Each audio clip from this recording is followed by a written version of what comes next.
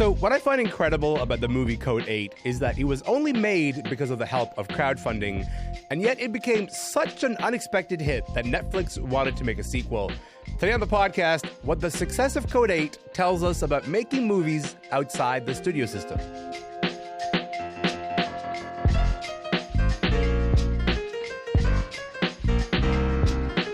I'm Elamin Abdelmahmoud. This is Commotion. Look, if there's one thing that Hollywood loves, it's an underdog story. A group of young, talented people who take a chance on themselves when no one else will. That's a little bit of what happened to Stephen and Robbie Amell, the stars of the movie Code 8. My mom's sick. I need money. Okay. How do you want to live in this life? Hide our powers? Everybody on the ground! If you see something that you want, take it.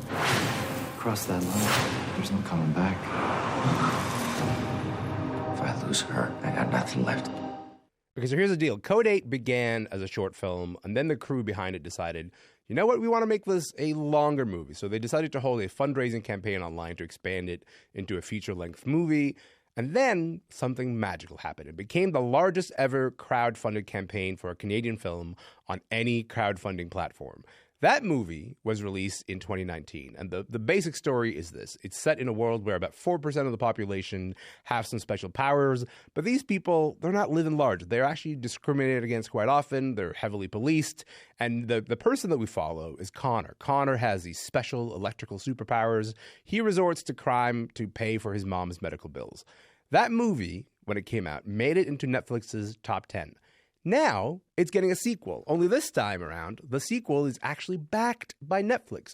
Code 8 Part 2 is out today. I talked to the film stars Stephen and Robbie Amell about this wild ride that they've been on about this franchise, and I started off by asking them how it all began.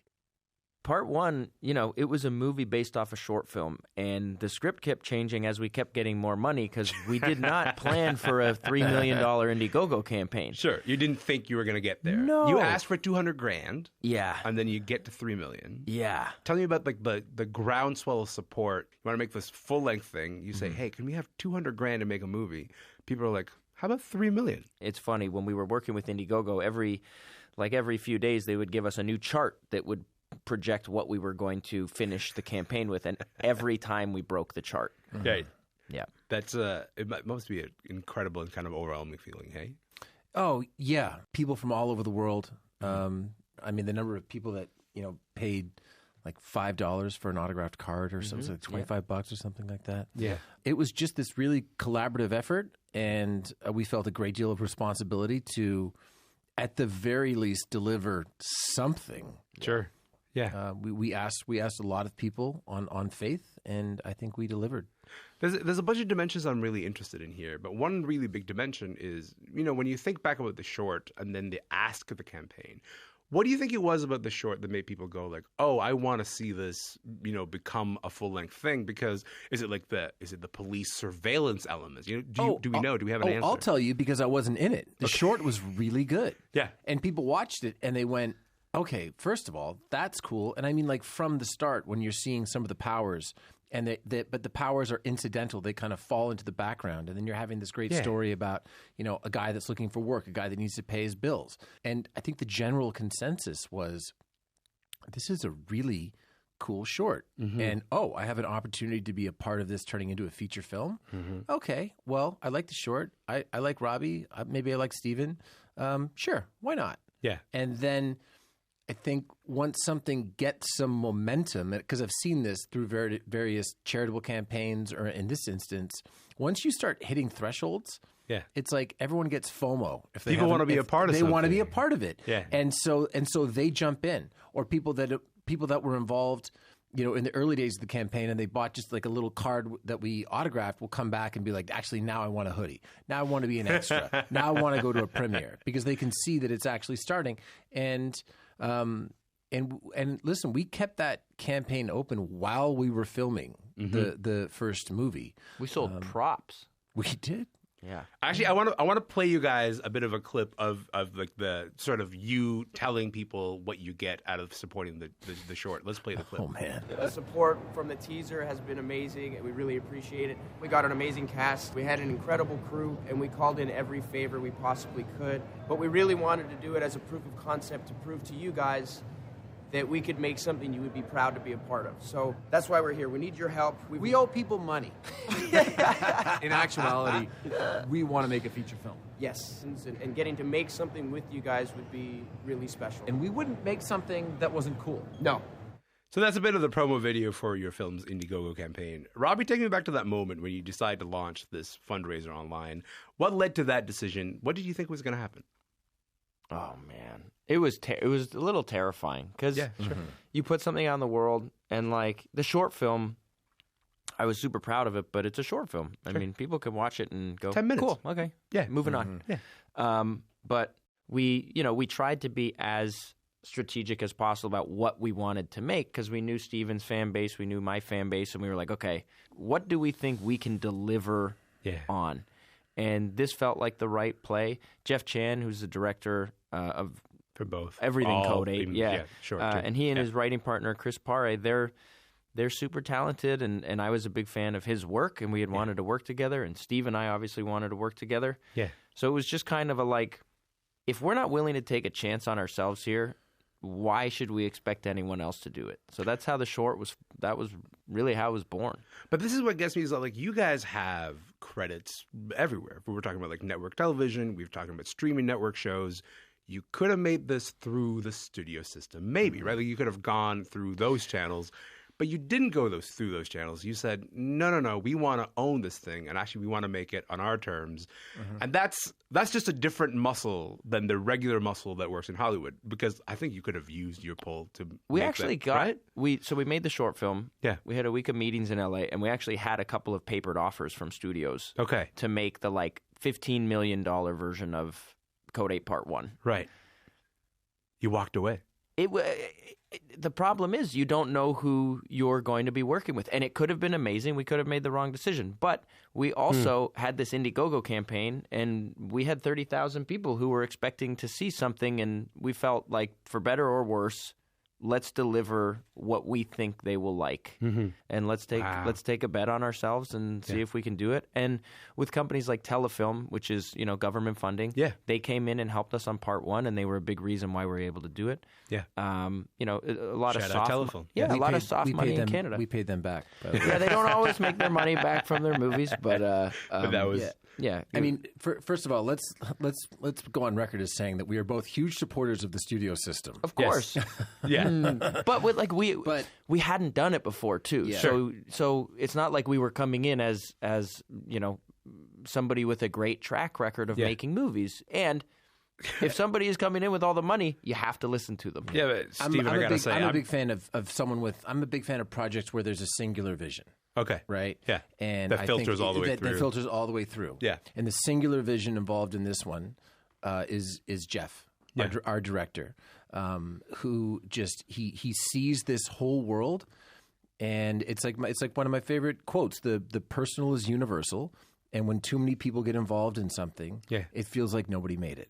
Right. There's a feeling of protecting the project. Like there's a feeling of like we want to protect our idea what this project is. We don't want people who don't necessarily know it just to get involved with this, which is why I'm interested in like the process of taking this to Netflix and then having them go, you protect your own project, here's some money to make it.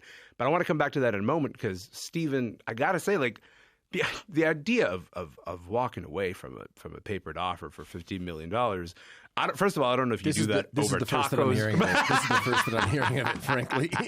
the idea of walking away from an offer that large, you kind of go like, I don't know if I would have done. That's more terrifying to me than asking people for money, I think. Well, just because there's a papered offer doesn't mean you're going to picture. Like, there's so many steps. Sure. It could have gotten blown up so quickly. The person who was papering the offer was very interested in changing the title, which, by the way, fine. But they were like really interested in it, and they were pitching us some titles, and we didn't love the sounds of it. So. That's an odd thing for your first. Okay, listen, guys, I love it. Here's what I want to change. Code 9. Hey, I don't know about this.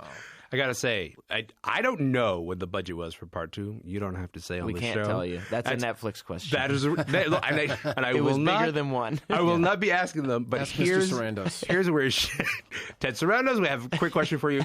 Where it shows, right? Where it shows is in the sequence with Piper the dog. I'm watching the sequence. I'm like, this might have cost the entire budget of part 1. But it's also incredible to watch this robot dog like go up these stairs. I'm like, what is happening? What am I watching? It's overwhelming. It's We great. have an amazing visual effects team. Amazing. Yeah. They were really the main, like a huge driving force as to why the short film worked. Yeah. You know, they did it at cost. We wouldn't have been able to afford anything that they did in that. And it's not like work, you know, it's not just work for hire. These guys all have creative input. Yeah. You know, my electric powers, like one of the guys, it was his idea to have that really deep, like underneath skin, like the way that they come up with these things. And Jeff oversees it all, but everybody is very involved. Yeah. Hey, do you want to add anything to that? Or is You it- know, just we will come up with cool ideas on set, and I'll bring it up to Jeff, and Jeff will look at the VFX team that's always on set and go, can we do that? And they'll just almost always and they're so understated because we can see how brilliant they are. Yeah. Guy will just shrug his shoulders and go, oh yeah, I can do that. And then before you know, it's coming to life in this beautiful 1000%. thing. Stephen, your team didn't just put out calls for donations, which is really nice. For when you were putting together part 1, you really rewarded the fans who contributed. We're talking about merch. We're talking about on-set visits, appearances on camera, advanced screenings.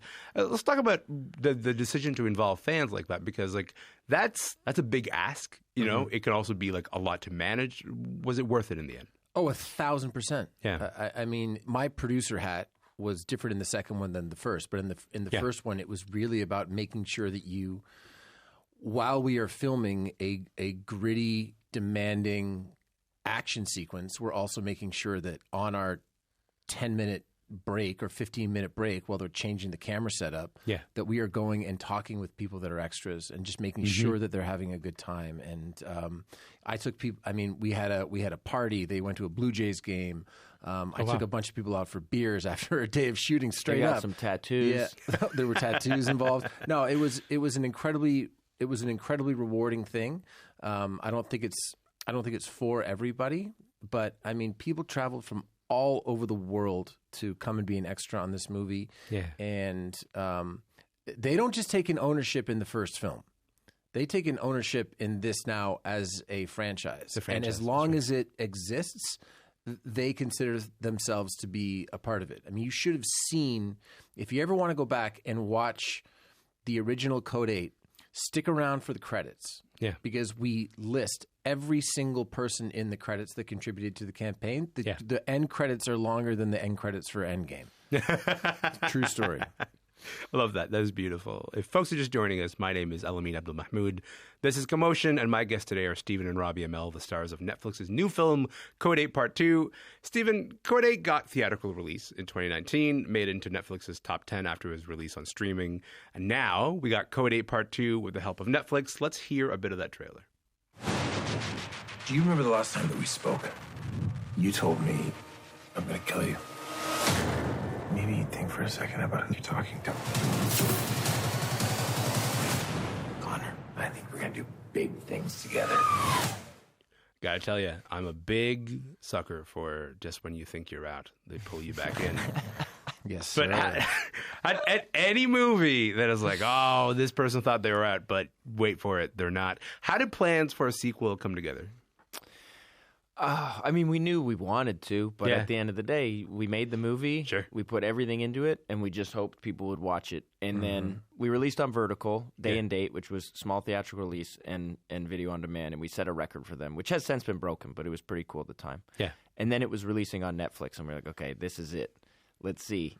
And the night before, we were just a license. The PR team was like, if you don't see it on the platform, don't worry. It doesn't mean people aren't watching it. And 24 hours later, we were the number 2 movie in the U.S. And 24 hours after that, we were the number 1 movie in the U.S. Incredible. And it was just like, oh my, this worked. Yeah. And celebrating with all the people who made it happen, the cast, the crew, the fans. Yeah. We were like, all right, we got to do it again. And Netflix came in a big way with part 2, so we didn't have to ask the fans for money. Yeah, beautiful.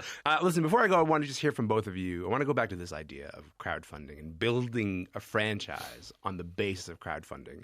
How do you think that changes your experience or your idea of, working in Hollywood? And you go like, what is possible is now different because you made this thing. I don't want to suck the life out of this question. Let's go. But I don't think we could do it again. I've had some friends over the years pick my brain about doing it, and I'm like, this was lucky. This was really lucky. Every possible good outcome happened while we were doing it. Yeah. And you may not be able to crowdfund, and you may not hit that sweet spot in terms of social media and access to a fan base, but you still do, in fact, in a better way, in a more convenient way, you still do have the opportunity to produce your own content. Mm-hmm. And having something like the short film. Yeah. It wasn't my fan base. It wasn't my social media. It begins with the short film because it was cool and people wanted to be involved in it. If it was just us standing in a convention center in Chicago where you played that clip from where I said we owe people money and standing in cool hoodies with no short film behind it, then it's nowhere near what it became. The coolest thing for me is that the first time that I saw the finished cut, last frame, last shot, smashed to black, I go, I want to know more. Yeah. And that's always a good thing. If only 2 people in this room could do something about that, that's you guys, by the way. You know who it's actually up to? What's that? Mr. Sarandos. Well, Mr. Sarandos, if you're listening, I have a lot of questions. We have a lot of questions. Let's get them answered. Robbie, Stephen, thank you for your time. Thanks for being here. Thanks, you. Man. Robbie and Stephen Amell star in the new film Code 8 Part 2. It's out on Netflix today.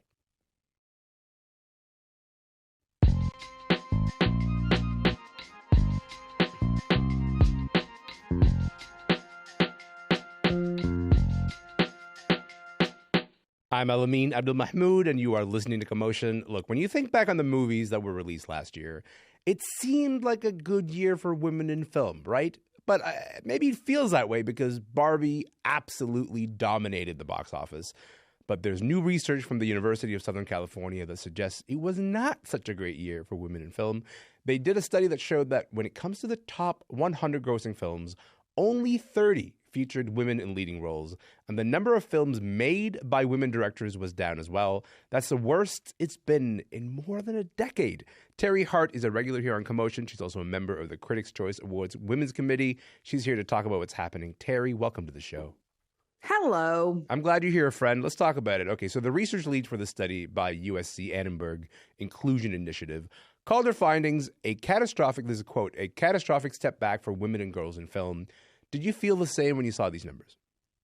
I was surprised. Yeah. I mean, I think that we all, when we read this study, I think we've all kind of been pink-washed a little bit by Barbie and thought like, this was the year. And my movie world was filled with movies that were directed by women and had female protagonists, whether it be, Past Lives or Origin or 1001. I mean, Anatomy of a Fall, I could go on and on. But it seems I'm not representative of who's going to the movies. Sure. And the numbers don't lie. And in fact, Barbie is the outlier. And there's all kinds of studies that say remove the outlier from the equation. And if we remove Barbie from the equation, the numbers are even worse. Well, I think that's the part that's so surprising because Barbie was so present in everybody's lives for months and months and months that it kind of feels, like you kind of you process the findings of the study and you go like, well, that doesn't make any sense. I know that people saw Barbie, but it's like that's it. That's the only one that was there in terms of the movie that people actually saw, because we should distinguish. You and I see a lot of movies that are made by women. A lot of them get nominated during this particular, period for award season. They don't necessarily, gross that much in the theater. So this is what really we're talking about. This isn't just about which films are getting made. It's about the types of movies that people end up watching in a way. The researchers didn't offer any reasons as to why these numbers are so low. What do you think about that? Well, that's the $1 million question, right? Like, why aren't people seeing these movies? And we could say that, one of the things definitely is those movies that I just mentioned, they're smaller movies. They don't have the same marketing budget as big, tentpole Marvel Cinematic Universe movies. But if we compare kind of apples to apples, and you look at a movie like The Marvels, female protagonist, directed by a woman, ticks all those boxes, positively reviewed on Rotten Tomatoes, and then you compare it to something like Ant-Man and the Wasp, Aquaman, Fast X. All three of those movies are in the top 15, and The Marvels is down at number 29. So it's impossible to not imagine that the zeitgeist believes that movies that are about women, made by women, aren't as good. They don't pay their money to see them. And that's the patriarchy. Mm-hmm. I mean, I'm truly, like, on the show, we've talked about movies like Are You There, God Is Me, Margaret, Anatomy of a Fall, Past Lives. These are movies that critically very successful. We've talked about them a lot because I think they're really valuable moments that tell us a lot about this cultural moment. They're not in the top 100. Like, they don't make this list at all. No, and they're harder to find. They're not opening on hundreds and hundreds of screens. They're not, playing at the most convenient times for people to go see. Yeah. That's the marketing budget. That's the smaller distributor behind these movies. They don't have the Disney marketing machine. They don't have the, major studio marketing machine. Yeah. So there's a lot in the business of what is happening. And then there's also a lot in, the zeitgeist and pop culture and the idea of what is valuable. What do I want to see? And why is that happening after all these years? I mean, I don't have the answer to that. I just know it is a problem. Yeah. I think you also just mentioned something that is important, which is the number of screens. People don't necessarily know this, but, you go to the movie theater and you see that a bunch of movies are playing at a certain time. Pay attention to what movies are getting, a certain number of screens. If, for example, Dune 2 opens this weekend, pay attention to the literal number of theaters that are going to be playing that because, if your local multiplex has, 12 different theaters, 4 of them playing Dune is, indicative of how big this movie is, right? 4. I think it's probably going to be like 8. I mean, right. that is the business of distribution. That is the job of people who work at studios who pick up the phone and call their exhibitor in Canada, Cineplex, Landmark, whoever, and they fight to get that movie on as many screens as possible. So if you have a movie like A.V. Rockwell's 1001 and you don't have people to fight for that, and you don't have as many DSPs, the digital card that actually plays the movie, there's all kinds of things that go into the business of how easy it is for people to consume this content. Yeah. And the fact is, Past Lives, Origin, Anatomy of a Fall, these movies that even Are You There, God, It's Me, Margaret, they were harder movies for people to access. Mm-hmm. And that is because the business historically has said they're not going to make us as much money as Dune 2. Well, it's a bit of a what came first, the chicken or the egg. Yes. Are they not going to because people have to work harder to see them? Or are they not going to because people don't want to see them? I don't know. Yeah, I think there's something to be. This is the next question I was going to ask you, right? Is that, like, we're both on the same page here, but to anyone who's listening who says this is just the market deciding, it's not just the market deciding, right? It's sort of Hollywood institutions and machinery deciding what movie is going to get the proper support that it needs, and what movie is going to sort of kind of fall by the wayside because of the Dunes and the Barbies and the Marvel movies are the things that keep the lights on, right? So the things that keep of the movies that keep the lights on, the movies that gross, so much money, these top 100, we're seeing fewer and fewer movies directed by women. That's the thing that's startling here because Hollywood isn't supporting it. And about women and starring women. Like, there's 2 things happening here that are equally problematic. Movies that are helmed by women, written and or directed by women, and movies that are about women. So it's not even, yes, The Color Purple is great. It's a female story directed by a man. That's great. You mentioned that I'm part of the women's committee at the Critics' Choice. We gave that the seal of female empowerment in entertainment. We award these movies that are doing good work around female stories and female filmmakers. But we're falling behind in both categories, movies that are made by women and female stories. I mean, I've had men say to me about Barbie, oh, that movie isn't for me. It's the number one grossing movie of 2023. Yeah. It is literally for everyone. But there's still a perception. Yeah, 100%. Like when you have a tentpole movie that is literally for everyone and you still have those people saying, that's not for me, that's indicative of a larger problem. Teri, I got to leave it there, but thank you so much for your time, friend. Good to see you.